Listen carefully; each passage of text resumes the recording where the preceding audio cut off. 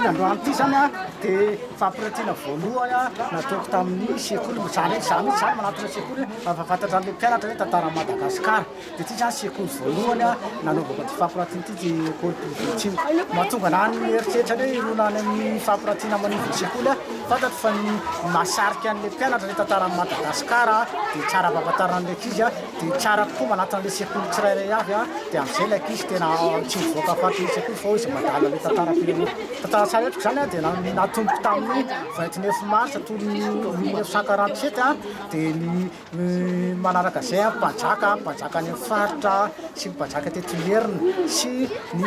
filoham-pirenena mivadiny teto Madagasikara farana amin'ny prime ministre feno mihitsy zany le lesina ankizy mihitsy zany navoaka tsara ny tato a ny zavy namorona sainam-pirenena hira-pirenena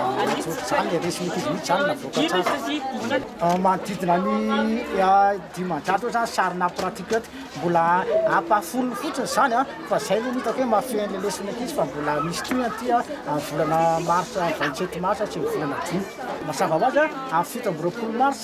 misy décoration moa zany a an'le journaliste zokiolona dia anisany manao fampiratiana ao satria anisan'le mpikambana ny journaliste zokiolona dia anao fampiratiana amin'ny fotoana io momba ny tantara amin'ny 29 mars sy le tantaran'le mpanao gazety zokiolona zany ny avotra eo izy avy mpikambana tamin'izany mpanao gazety zokiolona zany